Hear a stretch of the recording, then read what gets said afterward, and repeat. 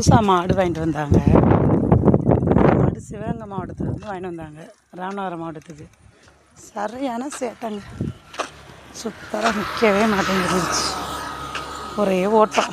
அரசு மானம் பெரிய மாய்க்கில் பிடிச்சாலும் பிடிக்க முடியல, என்ன பண்ணுறதுனே தெரியலை.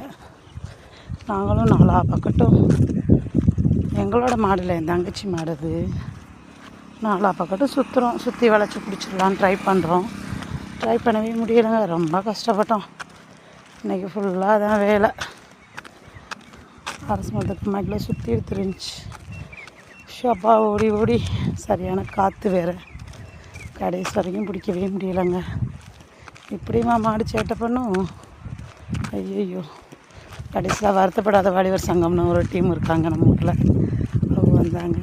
அவங்க மூலியமாக தான் மாட்டை பிடிச்சிருக்கோம், பிடிச்சிட்டோம் மாட்டை ஃப்ரெண்ட்ஸ்.